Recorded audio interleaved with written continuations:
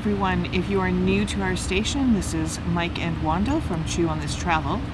Today we are experiencing an event at Foreign Affair Winery here in Niagara-on-the-Lake vicinity. We are going to be participating in an event with the Sommelier, tasting, I think it's approximately 6 or 8 varieties of wine, and of course paired with cheese. And Ed, the Sommelier, is going to go through some various tips and tricks, if you will, with wine tasting, opening bottles, things such as that. So stay tuned and enjoy the day with us. It's probably going to be a long video, but if you're interested in fine wines, stay tuned. Definitely. And we may even break it up, so who knows. Part 1, part 2. Definitely want to make it interesting for you guys. Anyway, thanks. Bye. We normally, of course, don't do tastings in this room. But this is an unusual tasting, obviously, if you look at the number of glasses, the amount of glassware you have in front of you. Now, they're not full glasses, okay? And we know the spittoon, so I don't know whoever got the short straw and has to drive home, but, you're responsible. This is the production hall. This is where we actually make the wine. That's the wine press right there. There you go. Behind Kyle is the sorting table, long thing that shakes as grapes go by. We have this contraption, looks like a slide, but it's there to load grapes into the press. And behind Kyle, directly behind Kyle, is the crusher destemmer. So, for those, we make 2 sparkling wines. We make our rosé version that we do, and it's made using something called the Charmat method. And then we make this, which is a traditional method. This is a Blanc de Blanc. So it's made entirely from Chardonnay grapes. We made this the second time we've made a traditional method bubble. The first one was a Blanc de Noir, white wine made entirely from red grapes. And we have also made a third batch that's in the cages aging as we speak. And it is a blend of the two. It's a Chardonnay and Pinot, which is a classic champagne blend. I'll explain a little bit more about the differences between them, but first we're gonna open this thing. I should point out, I call this how not to open a bottle of sparkling wine, because you shouldn't really be using this for this particular task. This has a lot of sentimental value to me. This is Grandpa Lyle's cleaver.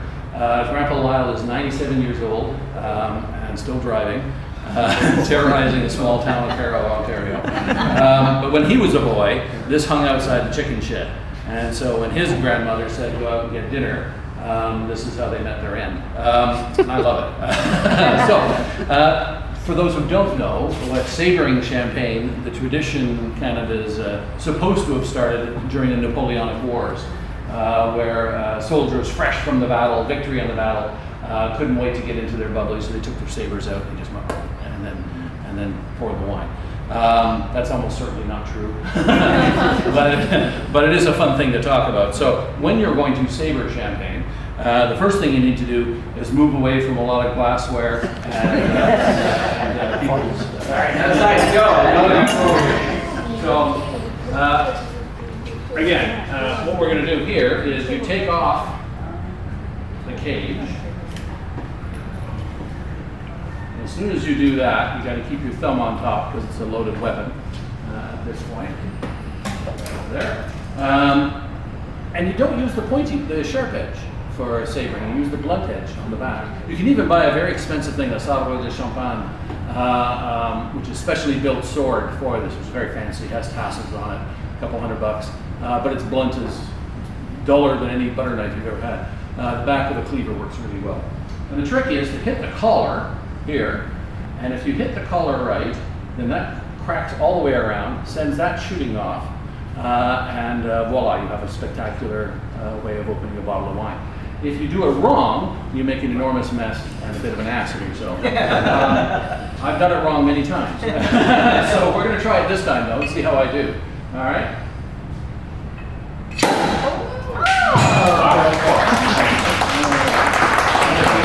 I should also point out, someone always asks the question, aren't you afraid of getting some glass in your wine? I'm not. It's under pressure. If this broke, and I've done it before, where I've hit it and it's cracked all the way down here, it's made a huge disaster. But I still drank the wine because as soon as it breaks, it's going out this way, and nothing's coming in. All right. I'm going to pour this out, and then I'll show you how to properly open a bottle of wine. So this is, as I said, Blanc de Blanc, white from white. You can make sparkling wine out of any grape you want. Traditionally in Champagne, there's 3 grapes, Chardonnay, Pinot Noir, and Pinot Meunier. You don't see Pinot Meunier outside of Champagne very much. Our friends over at Vineland Estates make a little bit of it, which is kind of cool, just to see it. And the big difference between Champagne or Champagne method wine, which is what this is, and Charmat method, which is what our rosé sparkling wine is the Charmat method is quicker and easier and less expensive. So therefore, if you ever had Prosecco, most of the Prosecco you have, not all of it, but most of the Prosecco you've ever had has been made using the Charmat method. And what that is to make sparkling wine, you start by making a pretty boring bit of wine, actually, white wine. You want something that's high acid, fairly neutral flavor, and then you make that base wine, put it in a giant stainless steel pressure-capable tank. In that tank, they add a little bit more sugar, just plain old table sugar, and some yeast. The yeast eats the sugar, creates maybe another 1% of alcohol, not much, but it also produces a lot of CO2. And the CO2 can't go anywhere because it's in a tank, dissolves into the wine, and voila, you've got sparkling wine. That all happens in the Charmat method, very fast, really only about 3 months is all you need. And then it's filtered and bottled under pressure, and bing bang boom, you've got some bubbly wine. And our rosé is a Riesling base, is how it's made. And then we've got some Gamay in there and some Malbec sometimes to give it that pink color we're looking for. It's meant to be very consistent year in, year out. This is very different stuff. Traditional bubble. Ooh, I might make it all the way backwards. Good job. Just cheap. There you go. All right.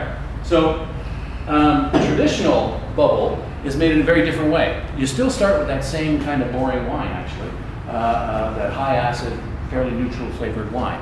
But this time you put it in the bottle you're going to sell it in, and you add in this bottle that little bit of yeast, that little bit of sugar, and instead of putting the champagne cork on, you put a crown cap on, put a beer cap on, and you leave it alone. And same thing happens. The yeast eats the sugar, makes the alcohol, gives you the bubbles, but then it just drops dead, and it's in this bottle. And you leave it alone. And this is where the price difference really starts to show, because you have to leave it alone for a long time to get more complex flavors. Because what's happening is all those dead yeast, they've done their job in 3 months, they've done their job, they made the wine and the bubbles. Now they're just sitting there. But what they're doing is they're falling apart. They're breaking down under something called autolysis, the enzymatic breakdown of the lees. And that adds flavors to the wine you can't get. There's no shortcut. We can't buy essence of autolysis and add that to the wine and get more flavor. It doesn't work like that. So you got to wait. This has been sitting here for a year. We're doing not an experiment, but we intend to, in this is 2023. We're going to make a batch of wine that we're going to leave for 3 years. But it's expensive to make sparkling wine that way, right? So you hang on to it for a long time. Now, when it's finally ready to go, you still got to get rid of you don't want the dead yeast cells in there. You want it clean like this. This wasn't made that way. So what you have to do is riddle it. And back in the day, you'd have a bunch of cellar workers that were called riddlers, not Batman villains, but actual people. And what they did is they picked up these bottles of wine and they put them in a board, and they held it like that, and they would come along once a day, once a couple of days actually, give it a quick sharp turn and move it up just a little bit.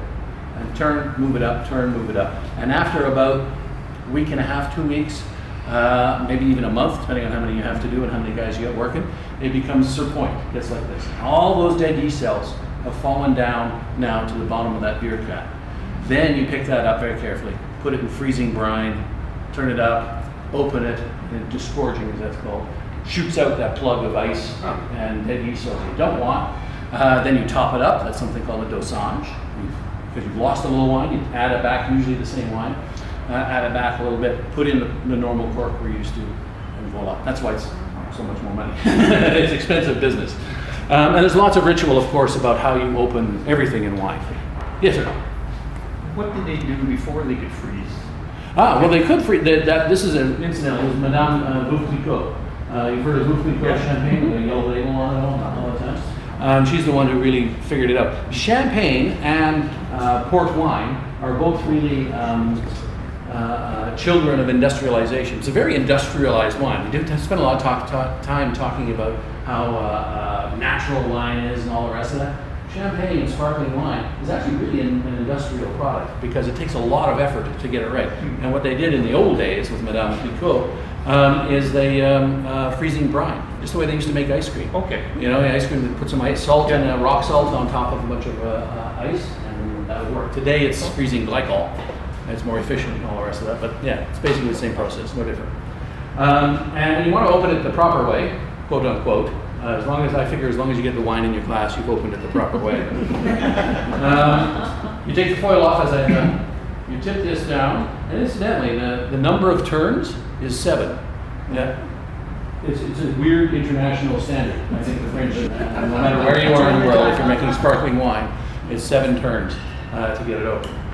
This one broke. But anyway, same thing, keep the thumb on it. Now, some people like to keep the cage on. If it's in there really tight, it's going to give you more to grip onto.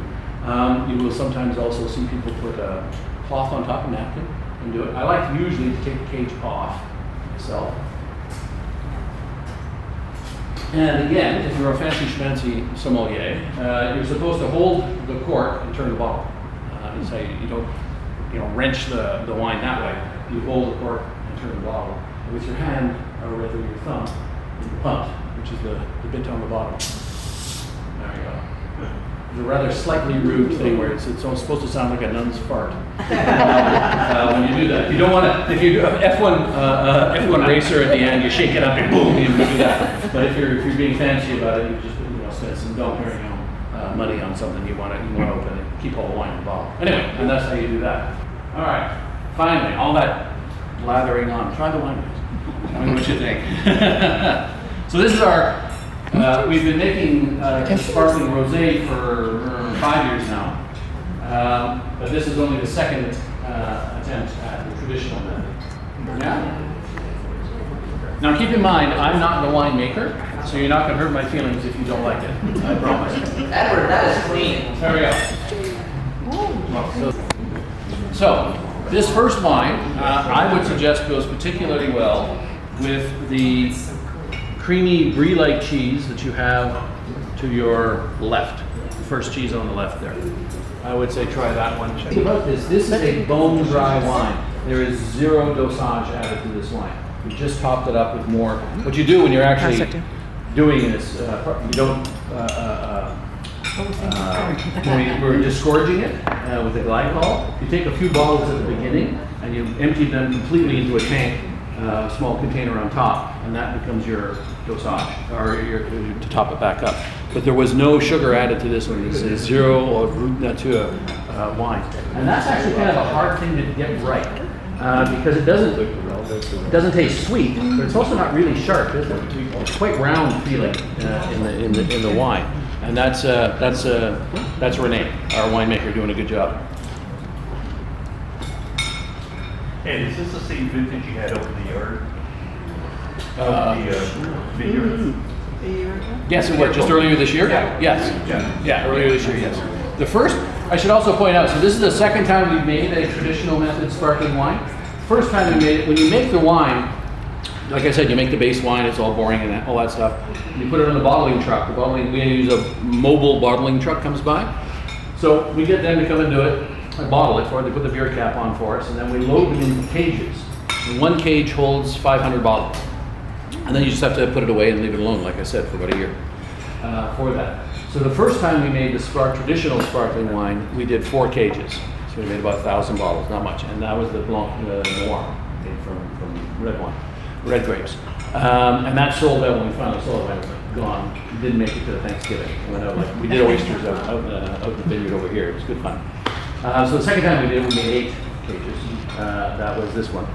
So we still have some of this, which is nice. It might make it to Christmas this year. We'll see.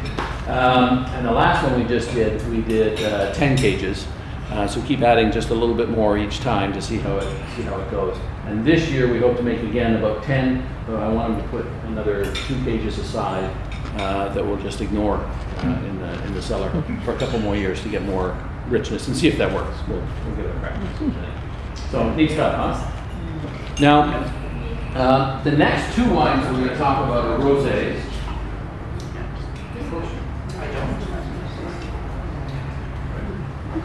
So, well, question. So why does it no champagne that we have taste bitter? Or It can. Yeah. this does not. No, this is a very round character to it. The bitterness comes. It's a curious thing. Champagne is what's really neat about champagne is it can be highly moved around. I should back up just a little bit. Part of the wine business is the business of wine. So it's a very fashion-driven sort of thing. Things change year over year. People all of a sudden like drinking this or that. And with the champagne producers have got a great advantage because they can come along and change their recipe at the very last moment when they do the disgorging and they add a little bit of sugar to sweeten it up. You go back 30 years ago, brut wines, when it says brut on it, that's a measure of how much sugar is in it, it was much sweeter than it is today. Our fashion has changed a bit for them. So more people tend to be liking these drier wines. So the ones you're trying, if you're trying a traditional champagne and it has kind of a bitter finish to it, it's usually just that it's a little bit more acid and a little bit less dosage sugar added to it. This one is not. I'm going to say it has a lot to do with René's winemaking. We specifically were trying to aim for a wine that could only be aged for about a year. Again, because we needed to sell the stuff, right? It's not just a hobby.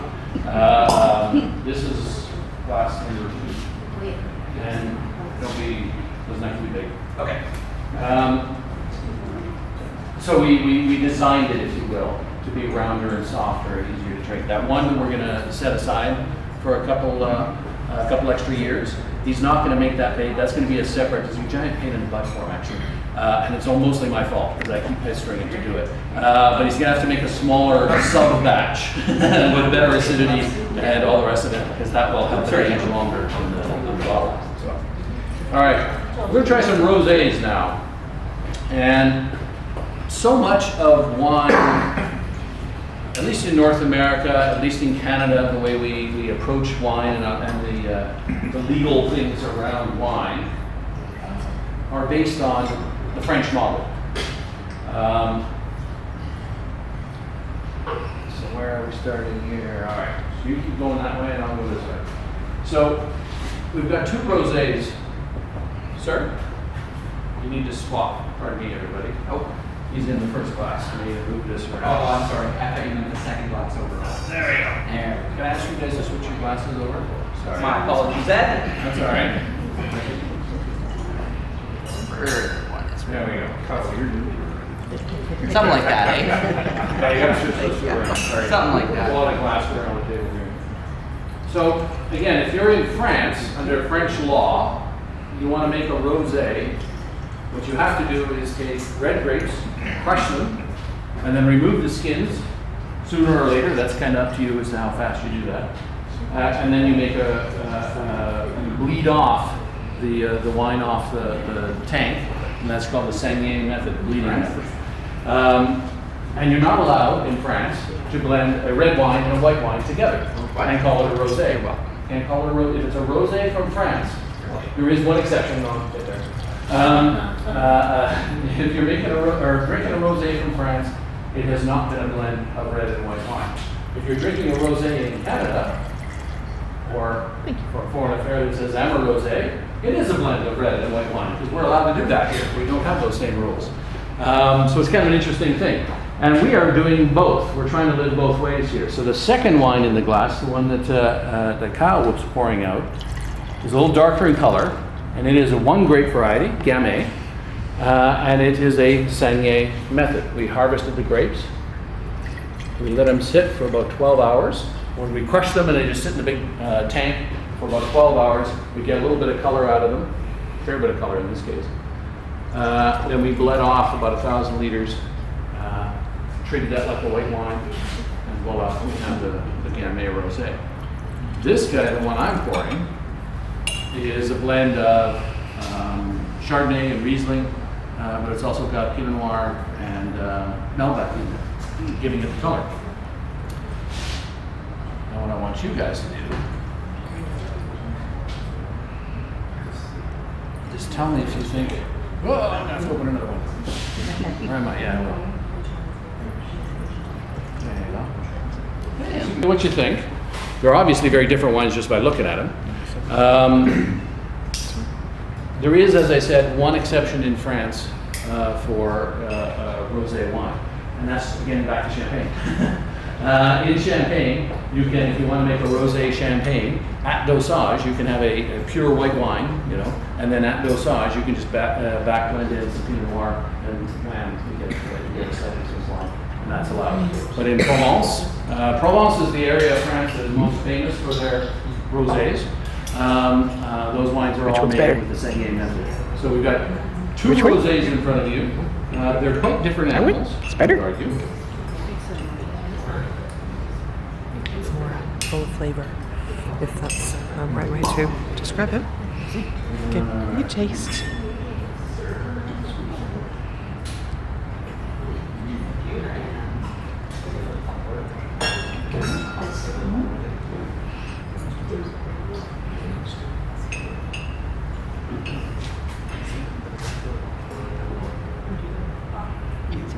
You agree? Yeah.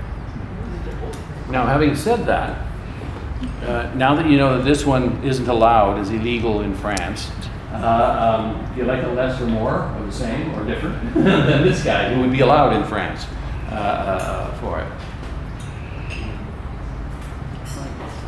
Prefer the Amarone. You prefer the Amarose? The Amarose is a little lighter. It's got a little bit more acidity to it. And that's mostly coming from the fact that it's got a fair bit of Riesling in there. Riesling's a grape with a lot of acidity in it. It makes it a great component in blending things.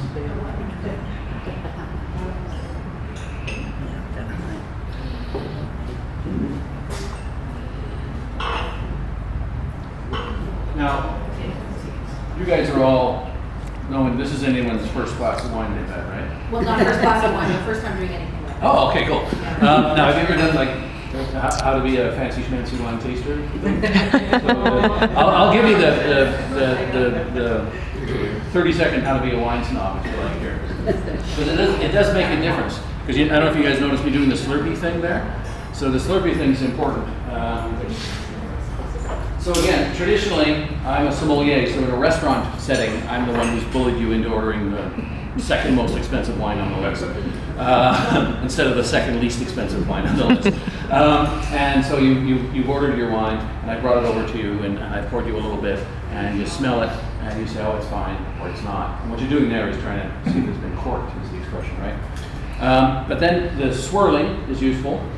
Because it's aerating the wine. It's allowing some more oxygen to the wine, bringing out the aromas in the wine. It's helpful to hold it by the stem because you can see it better instead of holding it by the glass, right?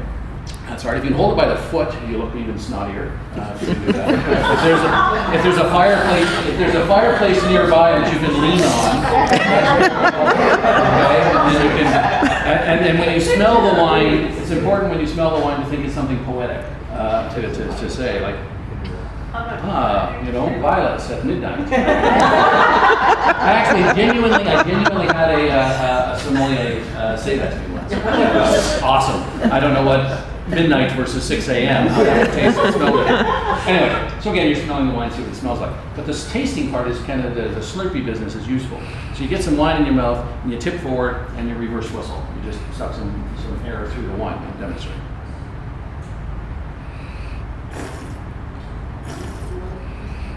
Or you can get really fussy about it. I tend to, when we're analyzing the wines here, and I'm even louder.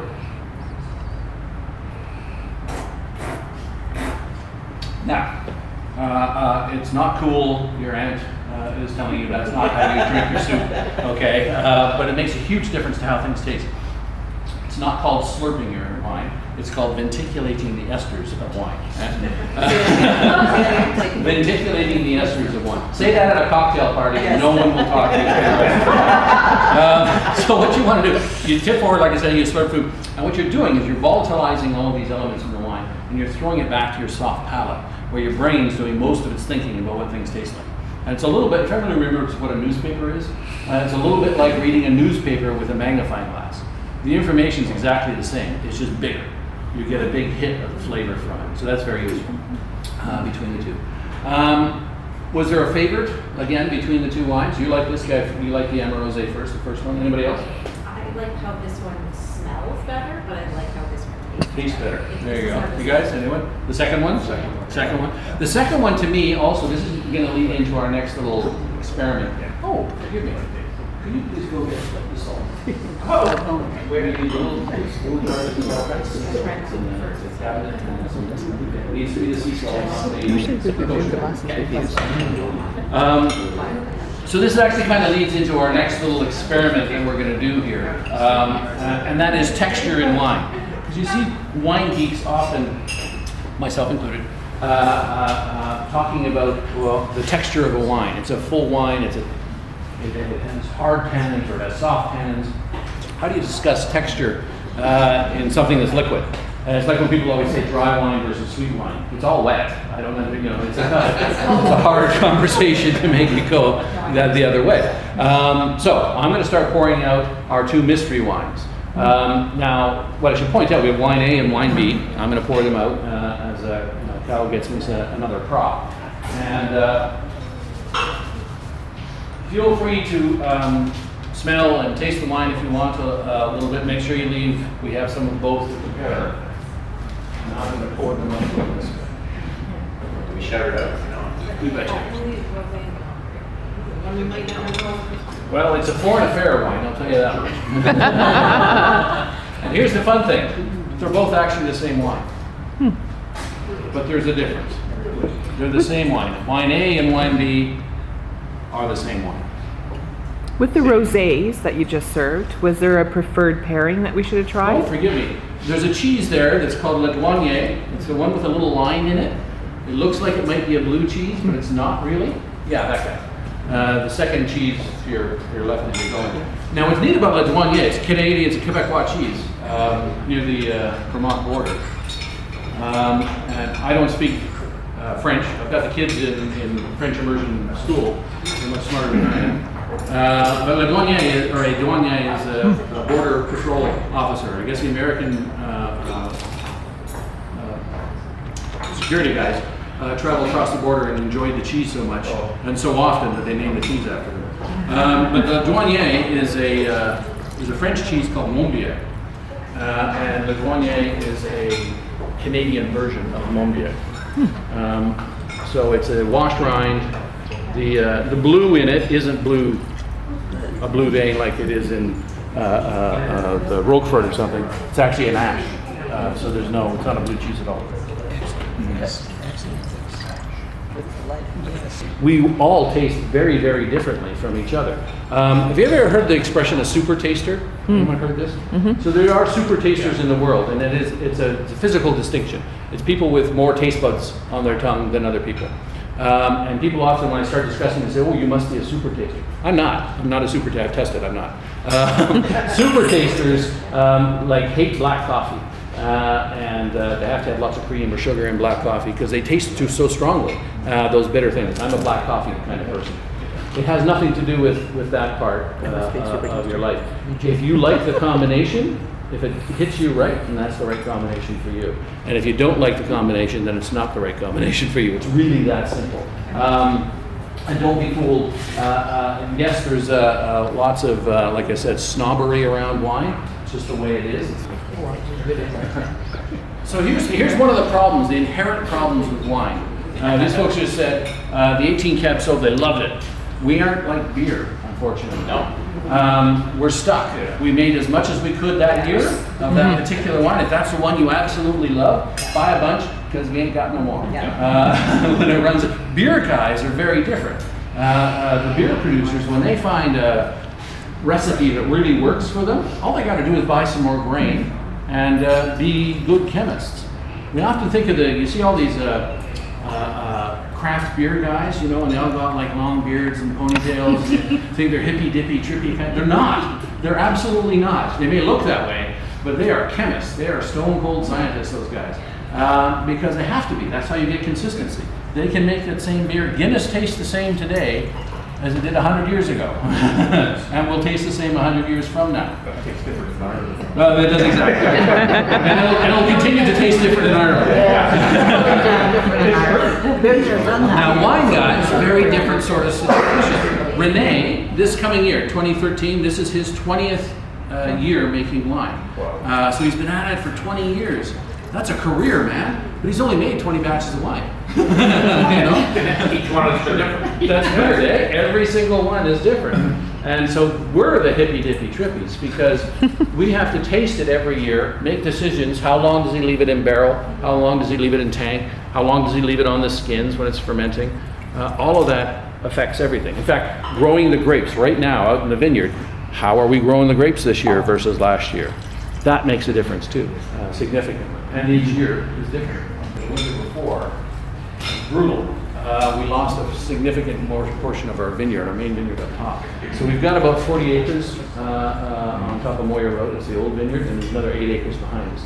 The stuff back here weathered the poor weather very well. Not a big problem because we're really close to the lake. If I had a better arm, I could throw a stone to the lake from here. But the stuff on top gets colder in the wintertime, and we saw some significant winter damage.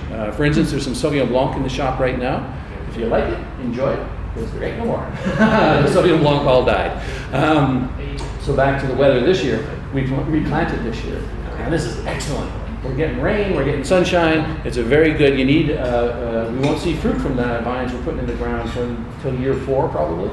But you need them to develop good deep root systems, and it's, if Mother Nature waters the vines for us, we like that much better than us having to go through the tanker and trying to water it because that's expensive. So yeah, from that respect, it's good.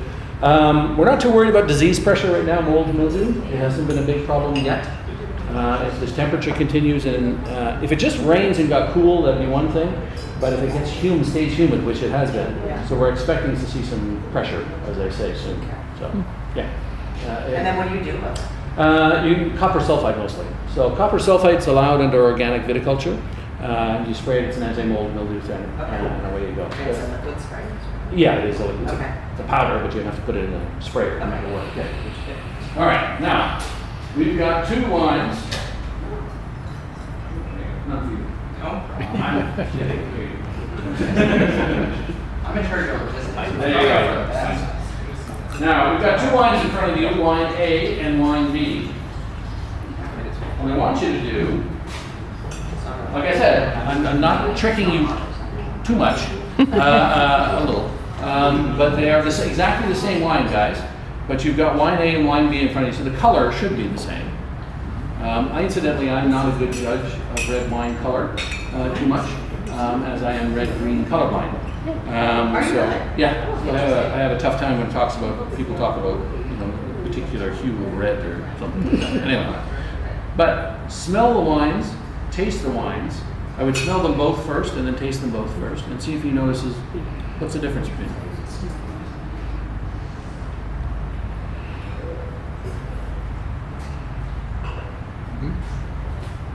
Paying particular attention, I think, to the texture of wine, how it feels in your mouth.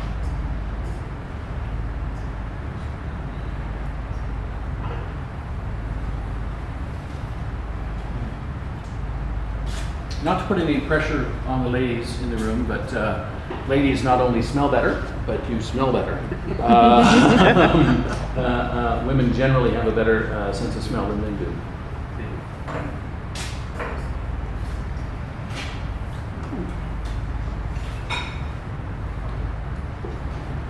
No pressure.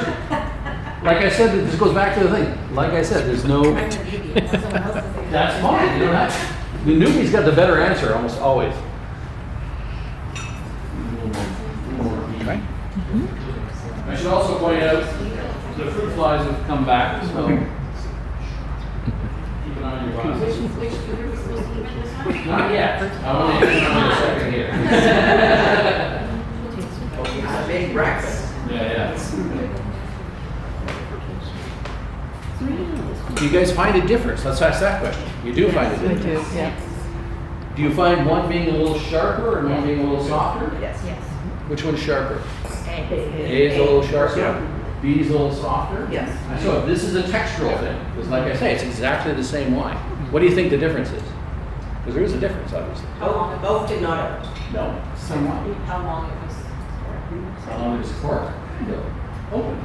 So wine B, I decanted at about 9 o'clock this morning, and I did something called a forced decantation. There's a bit of a thing right now. You know those immersion blenders? Yeah. There's a bit of a thing where people are now No. pouring their wine into a bucket and then immersion blending. And that's hyper-oxygenating the wine. I find that a little hurtful. Myself. I have a tough time with that idea myself. There's nothing wrong with it. It's not poisonous. It's not hurting anybody. It just seems a little, I spent 50 bucks on this bottle of wine. All right. So, but what's happening is oxygen, as you oxygenate wine, what you're doing is you're polymerizing some of those tannins. The tannins, when a young wine, are very short, and they're pokey. And they stick on your tongue, and it feels aggressive on your tongue. As the wine ages, naturally aging a wine, those tannins start to link up, and they form longer molecules. And those longer molecules feel rounder and softer. So when you age a wine in the cellar, sometimes we'll throw a sediment too. So some of those tannins are coming out in the sediment, not always, but sometimes.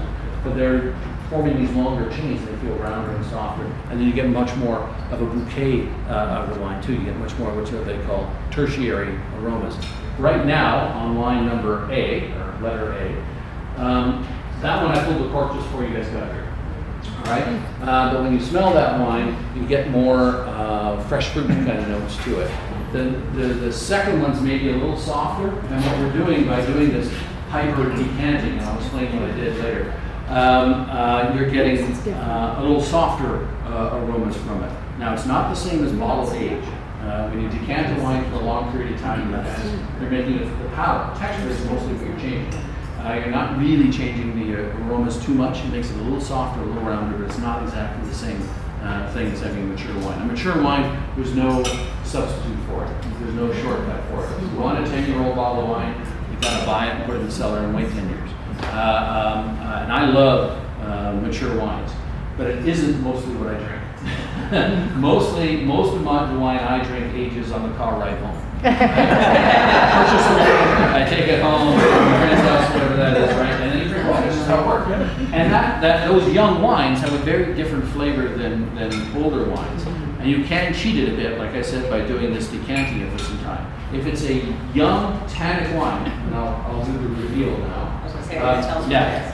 If it's a young tannic wine, a couple hours decanting the wine, putting it in a larger decanter and giving it some air, will soften it up and make it more approachable. Now, if it's an old wine, you've got this wine when it's 10 years old, you don't want to decant that one, because then it kind of falls apart. So what you want there is, maybe it's thrown a sediment in the bottle. You pull the cork, you very carefully decant it into your grandmother's decanter, a very crystal thing you never use. Put it in that, and then serve it right away. Okay? When it's young, you give it some air and let it go. So, your question. What about bottle shop? Bottle shop. Okay, we'll get into that. That's okay. Good. So this wine we're trying is a Petit Verdot. So Petit Verdot, 2020 vintage, very good year. First year that Renee was making wine with us. Petit Verdot by itself is a very small berry, which means it's got a high ratio of skin to juice. So it's a tannic wine. Petit Verdot is often used in a lot of wineries. Use it as a salt and pepper wine. They use a little bit, 2-3% in blend. Changes the feel of the wine quite a bit. So that's why I chose it for this little exercise. Now the other one, wine B, which is Petit Verdot, same thing. What I did was, before you guys got here, I pulled the cork on those two bottles and very unceremoniously dumped them into a champagne bucket. And then I had a second champagne bucket, and I went back and forth like this, which is basically the non-electric version of her blender. It's the same thing. You're doing, and I did that like 6-7 times. Back and got all frothy and all the rest of it, and then put it back in the bottle. And it's amazing the difference. Yeah. Isn't it something? Really, really something different. Now, if you still have some of your wines, good. What I want you to do is blend the two together now. So you take one glass and just dump it into the other one.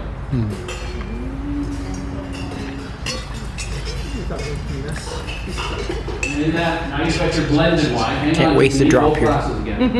And now you've got your blended wine. Swirl it around a fair bit.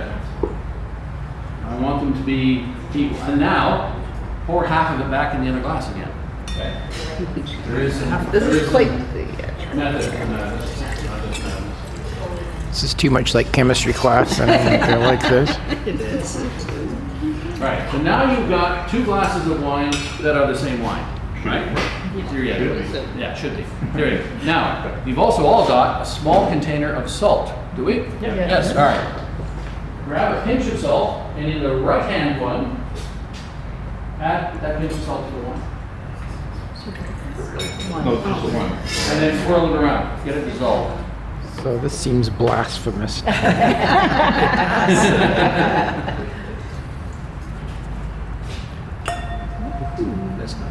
And again, this is a conversation about texture, how it feels. Again, this is a weird thing about hard to describe this with liquid. All right. So you've done that, and you've got 2 wines in front of you. I don't know if personally notice any difference in the aroma, but try them. So try the unsalted one, and then try the salted one.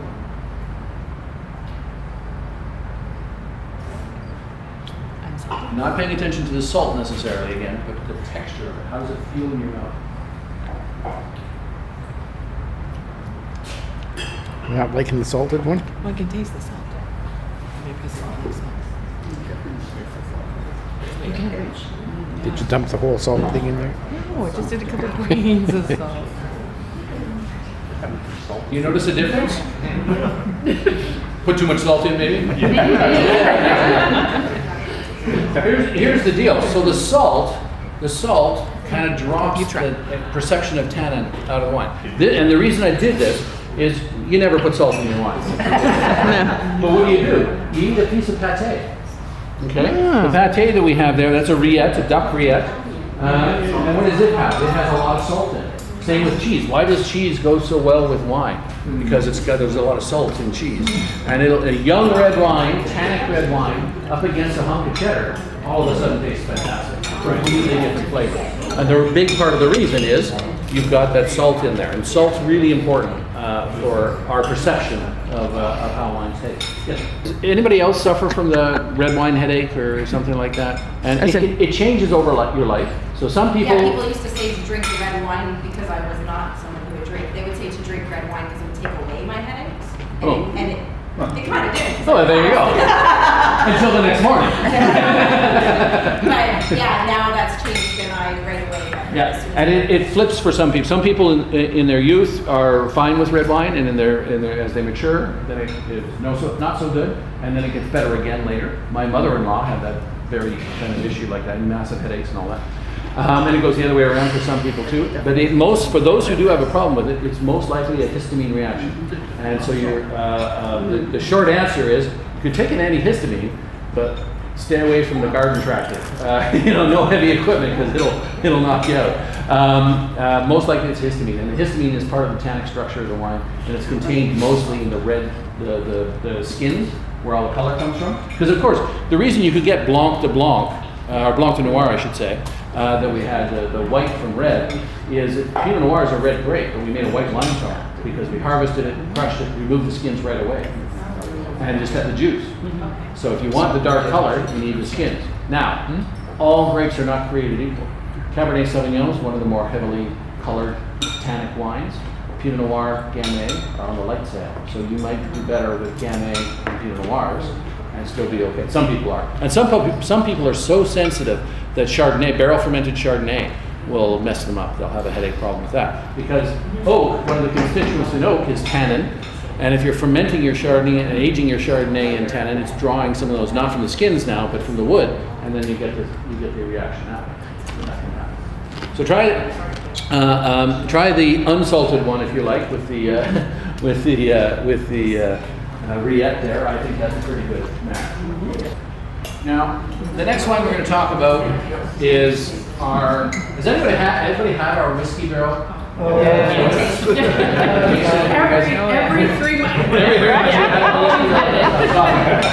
3 months. Two things about it. One thing, did you know about the label?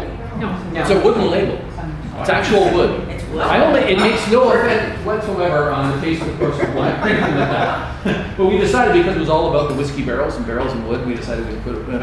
And I regret the decision to this day that we did that. It's a nightmare on the bottling. But it is actually printed on birch. Anyway, the reason this came about was, so Len and Marissa Crispino, the founders of the winery, they worked in Italy for a while, and most of our wine is affected with some level of a passamento, so which is very much the way they make Amarone wine. Most winemaking in the world, of course, is you pick your grapes, you rush them to the winery, crush them right away, start making fresh is very important. You don't want to be slow about it. So you do that. But in Amarone, when they make Amarone, what they do is they pick that fruit, put them on trays, let the fruit dry or dehydrate for 2 or 3 months sometimes, then crush them and make the wine. Very common in Amarone, not very common here. So that's how we started putting our foothold in the Canadian wine industry. We started doing this 2004 was the first vintage that we did that with. So we did that for many, many years on almost all of our reds. In fact, all of our reds. And then Len and Marissa wanted to retire, and they sold the company. They sold us to Corby Canada, the guys who have Weiser's whiskey. There, at a wine tasting. And again, I don't want you to drink any just yet. I'm being very cheap with how much I pour in each glass, because I'm going to take the leftovers home. You laugh, I'm not kidding.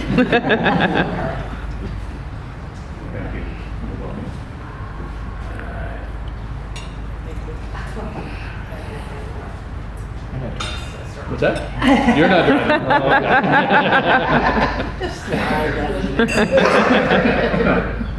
She's driving. Yeah. All right.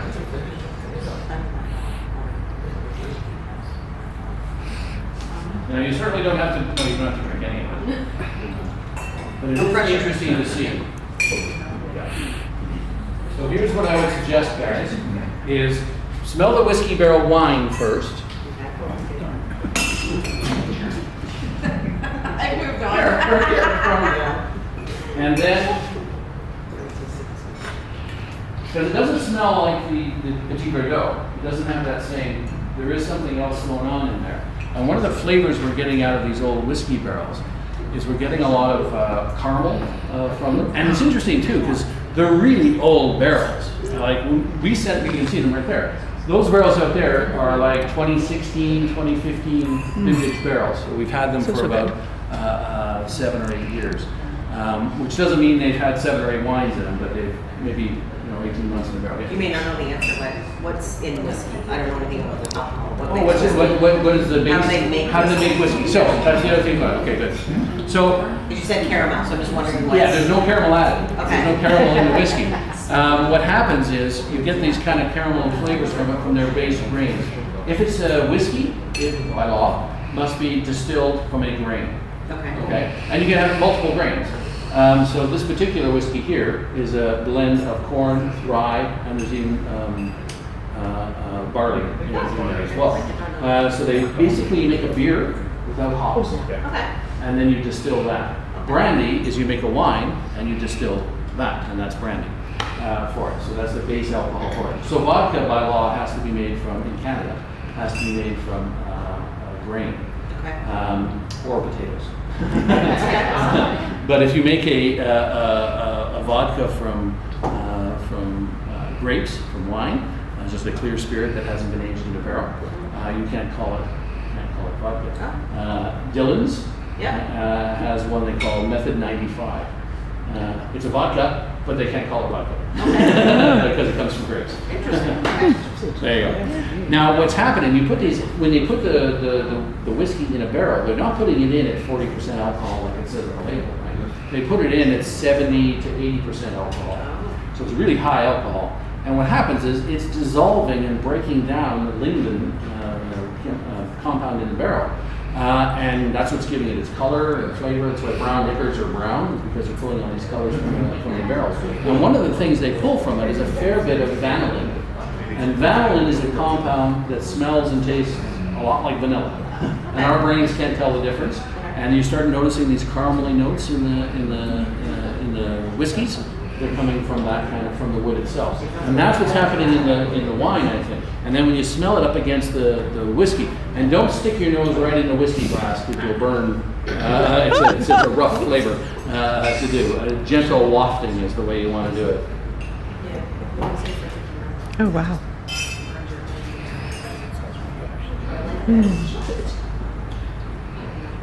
Incidentally, I should point something else that's kind of fun. Distillers, that burning sensation. Distillers, when they're doing cask samples and they're coming out of the cask at like 70% alcohol or something before they've knocked it down, because they'll back blend it with water to 40%, right? In order to judge things, quite often, what they'll do is they'll put a little bit on their hand and they'll rub it together and then smell that without burning their noses so much. Unless you've got hand lotion on there. So it's Nivea, that's not a good.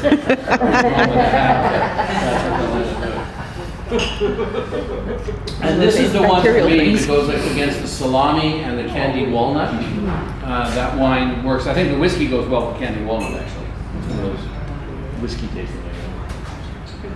Can you grab me $2? Oh my. Let's try it with them. What do you guys think? I should also point out, like I said, we send them pretty barrels. They get those barrels over there. They look perfectly good. They send us up the nastiest things you've ever seen. The whiskey guys hang on to barrels forever. The first batch we got up, which was 2017, the first batch we got up, I found the stamp on the side. It was from 1978. And it's because they hang on to it as long as they possibly can before they finally get rid of it. With us, we'll only reuse a barrel 4 or 5 times, which means it's not a 5-year-old barrel. It might be 8 or 9 years old because we 18 months in wood and then it sits without any wine in it for a little bit. It's kind of like trying to reuse a tea bag. The other thing about whiskey barrels that's very interesting is they're heavily charred on the inside. And they have, when they talk about charring levels, it's 1, 2, 3, 4, 5 levels of char. 5 being alligator char. That's what they call it. It's very heavily crackled, and that changes the flavor too. Whereas wine barrels, we talk about toasting levels. And they're lightly toast or medium plus, and all that. Most of ours tend to be about medium plus toast level on our wines. Are you a whiskey fan in general? Me, yes. Yeah. I'm in favor of everything alcoholic. Fair enough. Have you tried the Screwball peanut butter whiskey? Yes, I have. Like it? That. I have in-laws from the States. Yes. Came up from them. It's interesting. To my mind, Screwball whiskey, which incidentally, full disclosure, is now part. So we're owned by Corby Canada. Corby Canada is owned by Pernod Ricard. Pernod Ricard has Perrier Champagne and Mumm Champagne and a whole bunch of other wines and whiskey, lots of whiskey, Scotch whiskeys, Glenmore. Anyway, doesn't matter. But they also own now Screwball. So I won't shoot myself in the foot too hard. But I'm not a fan of it. No? You call it whiskey, that's fine. It's whiskey. But really it's a liqueur. True. I don't think it's really a whiskey because it's too sweet and it tastes like peanut butter. My sweetheart loves it. She's a big peanut butter fan. Yeah. I really only like peanut butter on my toast. Fair enough. Okay, that's it. I don't like Reese's Pieces stuff. Not my thing. But it's popular as all heck. People love it. It is. It's really interesting. But it's a liqueur. It's a cool liqueur, I think. Yeah. Come along. All right. Now we're winding down. So there should still be some of the blue cheese on your plate there. You can have some of mine then. Does For this anyone not tasting. like blue cheese? You're allergic to blue cheese. Oh, okay. So you're allergic to penicillin? Yes. So you're the same thing? Allergic to penicillin? That's weird. I'm allergic to penicillin, but not blue Interesting. cheese. So you're allergic. That I'm aware of. I could be wrong. Because I never eat blue cheese. That's what's kind of fun. The mold that's in blue cheese is Penicillus roqueforti. It's in the same family as penicillin for it. And it's not for everyone, if you're allergic in particular. And some people don't like it just because it's bitter. Blue cheese. You love it, yeah, so do I. And this is a fantastic match for it. So this is the one that Kyle's pouring out is our Riesling. Just give me a taste. And before I said that we don't do You take any the rest. Passamento Just give me that. on white wines anymore, this is one of the exceptions. Riesling is the exception. We've tried to dry, and the trick is the drying the grapes. Chardonnay is hard to dry, the skins are too thin. Sauvignon Blanc as well, very tough. But Riesling is tough. It's got thicker skins, it dries well, so we still do that. This is an Passamento, 100% made with the Passamento wine. If you guys ever heard the term Recioto? Anybody? Recioto? Recioto is a very archaic term for this. If you were drinking Italian Amarone pre-World War II, on the label it would have said, almost likely, it would have said Recioto Amarone. A very coarse translation is sweet bitter. Because back in the day, when they would dry their grapes completely, crush them, the juice they got was very sweet, very much more sugar in it than normal.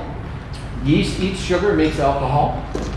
So as the sugar went down in the wine, the alcohol went up, and at some point, the alcohol poisoned the yeast, and it died, leaving the wine sweet. And so almost all Amarone pre-World War II was quite sweet.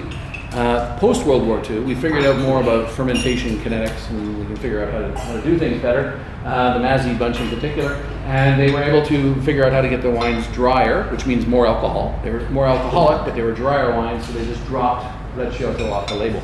You can still buy, Bertani still makes one at the LCBO you get on occasion, little half bottles of red, and if it says Recioto Amarone, you're getting a sweet wine, and that's what this is. Riesling works well with the drying of the grapes, so we make this wine. We also make another one. This one won a silver medal at the National Wine Awards, and our Seuss Reserve Riesling that we make won a gold medal, and it's the same thing. So it's a Seuss Reserve. It's sweet, back blended with some of the Passamento wine for it. Do you like it with the blue? For those who can eat it.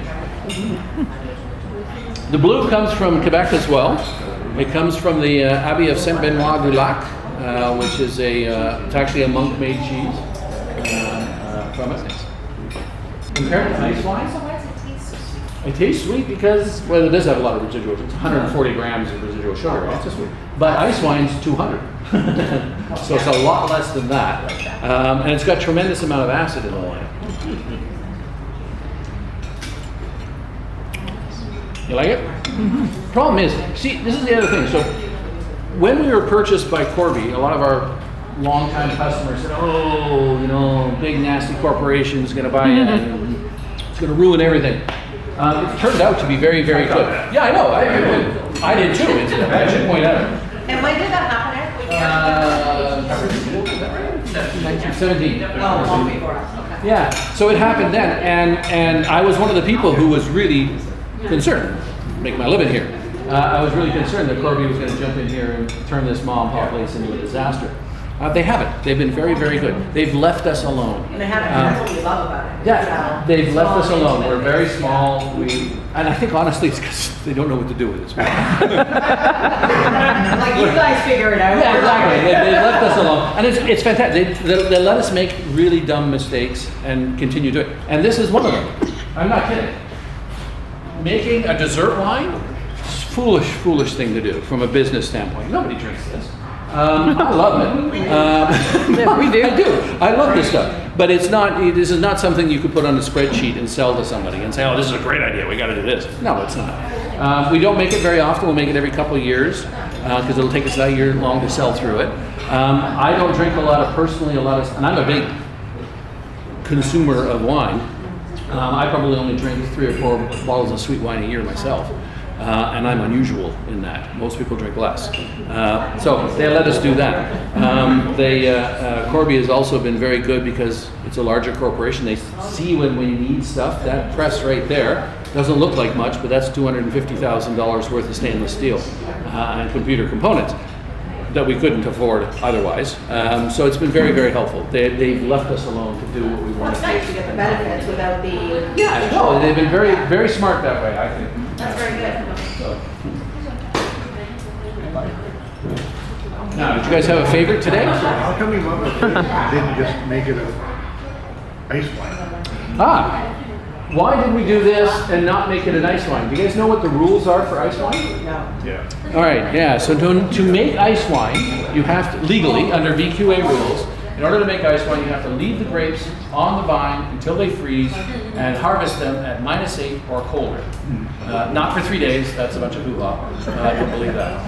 But you have to hit -8, you have to pick them, and then you have to hit a minimum sweetness, and you get the juice, blah, blah. So that's all fine. This is making a racciotto, holding true to our original founders' belief that we should be making wines from dried grapes. Well, this was not picked, left on the vine till it froze. We picked this at the normal time. We put it in the shed and let it dry. If you want to make late harvest wine under VQA rules, late harvest has to be picked after November 15th. Again, we didn't pick them after November 15th. We picked them sometime in late September, middle October. So we fall under this other weird category. We're all mostly by ourselves with this one, making a racciotto. That's not even an official. That's not an official VQA category. This is just a sweet wine. This is technically called an appassimento wine because it's made under some new rules with VQA. It has to, if you're going to use the word appassimento on your label, it has to be 85% or more appassimento in the wine. So really, this is the only one of ours that these days. Well, no, we make another one. The only white wine that qualifies as appassimento. And when will this be made available for purchase? You can buy some today. I'm not that mean. I'm not going to sell you that. Taste wine for you that you can't buy. That's a nice segue right there. I didn't hand these out earlier because I didn't want to tell you what A and B was. Yes. When do you know when to decant and not decant? So you decant young or old, middle age. By young, what do you mean by Yeah, young? by young within 3-4 years. If it's a big. What you really want to decant is big tannic wines. Okay. So a Gamay, for instance, a good example is Gamay. If it's a young Gamay, you don't need to decant that because it's a light, fruity, easy drinking wine. Which kind of Gamay gets a bad rep. People, it's not a serious wine because that's not fair. I think it's lovely stuff. It can be serious, but you don't really need to decant. Now, when you say within 3 to 4 years, is that of the vintage? From the vintage. From the vintage. 3 to 4 years from the vintage. After that, you really shouldn't have to decant. And then as it gets to like 10 years old, you may want to decant to remove 7, but only if you're 7. All right. I have one more little nerdy thing that I'll talk about. Then I'll let you guys.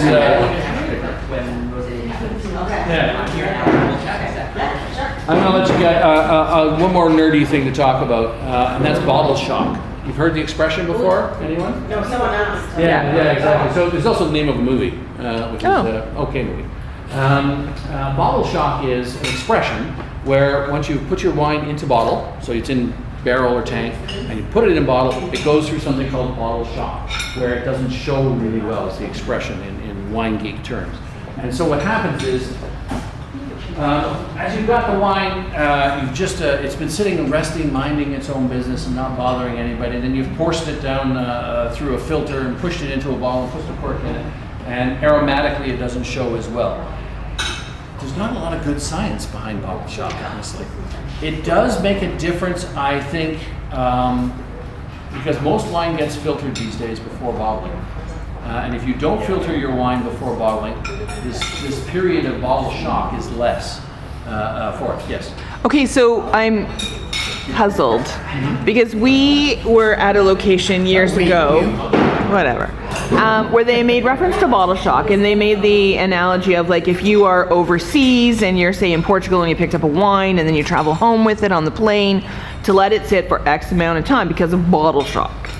Right? So like even if you are like driving home and you're in your 4x4 Jeep and you're off-roading and you've got all this wine in the back and you're like over hills and everything and you get home, can you open it up? Like has it impacted the wine? Yeah, so it's kind of... Or is this all just like, whatever? A lot of it's hooey. A lot of it can be hooey. She dropped a bottle here in Niagara. Oh yeah, I was at a winery too and I dropped a bottle. It was cloudy. Yeah. Yeah, and they were like, "Oh my God, bottle shock! We must put this on the shelf for whatever amount of time." And I was just like, "Well, I'm just happy it didn't break." So because it hit the ground hard. Yeah. So this goes back to a lot of superstition about wine. Okay. How wine is made, and although modern wines don't go through that much bottle shock. the more you press and compress and filter and handle your wine, the longer it needs to rest after bottling. It's almost like the old expression about people talking about a fine wine doesn't travel well. Heard that? I used to say that about my sweetheart all the time. She's like a fine wine; she does not travel well. And that's very true in her case. But for wines, most wine that we buy today has been very carefully handled before bottling, and it doesn't go through a bit. But I will say this: the day we put the cork in the bottle, and we taste, and we do this all the time. Bottling the neck, we'll pull a cork after it's been bottled and taste the wine, and a month later it does taste different. But it's really hard to tease out, does it really taste different, or do I expect it to taste different? Is the placebo effect making such a big part of that? It does in the case of very gently handled wines that are bottled unfiltered and unfined. They'll throw some cloud and be a little cloudy and all the rest of that, for sure.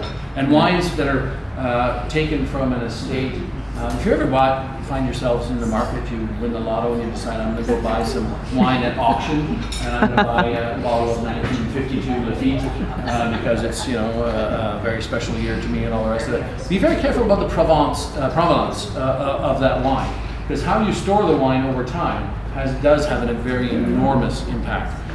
In 2 or 3 years, it doesn't much matter. You can go 4x4ing with your bottle of wine, it'll probably be just fine. But if you're going to hang on to that bottle of wine for anything more than about 5 or 6 years in your cellar, it needs to be cool, dark, and stable. The more you move it back and forth, you buy that bottle at auction that's been shipped around the world 6 times and all the rest of it, and you don't know where it's been, that probably isn't going to show as well as one that came right out of the producer's cellar that's been sitting there for 30 years. Makes a big difference that way. Temperature is very important. So probably keeping their bottle of Dom Perignon beside your heat register for 10 years because it was given to you as a gift for your wedding probably isn't a good idea. A friend of mine literally did that. Yeah. And I'm like, you're not drinking that, are you? It's like when you go to show homes, right? You go to the show home and you say, oh, it's beautiful. And there's the dishwasher, and there's the refrigerator, and there's the wine rack right between them. It's a terrible spot. Yes. It's the worst thing in the world. I used to do, have you guys ever heard of Beaujolais Nouveau? So Beaujolais Nouveau used to be, it's not a big deal anymore, but in the 80s and the 90s it was a much bigger deal. And Beaujolais Nouveau is made from Gamay grape, it's a very light grape, and it's the first wine of the season. So 3rd Thursday of November, Beaujolais Nouveau is released, and it's the wine of that year. So this is 2023. This November, 3rd Thursday of November, there will be a release of 2023 wines. They're very light, fruity, easy drinking. Theoretically, you're supposed to drink them all by Christmas and be happy. I used to do a series of tastings when I was in retail in Calgary, and every Beaujolais Nouveau, I would go out and buy a case of Beaujolais Nouveau on that day. I would put 6 bottles in my cellar, and I would put 6 bottles on top of my refrigerator. And then the next year, I would do a series of tastings, why you should sell your wine. And I would bring exactly the same wine, the refrigerator top one, and the one from my cellar. The one from my cellar was never great, but it was drinkable. Tasty. The one from my refrigerator was not so good. So temperature is important when you're storing your wine. Very important. As long as, but only if it's something you're going to hang on to. Like I said, you've got the wine from your wedding. I have a bottle. Oh no, it wasn't me. I would not make that mistake. No version. I have a bottle of 2004 Krug in our cellar at home because that's the year my sweetheart and I got married. And we're coming up on 20 years, so next year we will drink this bottle of wine. That wine's going to be fine. But it's been stored properly the whole time, right? So, if I was going to drink that bottle of wine tomorrow, not that big a deal. Yeah. We'll put it in the car in this temperature. That's a bad idea. There you have it, guys. I don't want to take up too much more of the rest of your day. It's amazing. Oh, well, it's great. Was this, there you go. Second round. Preview.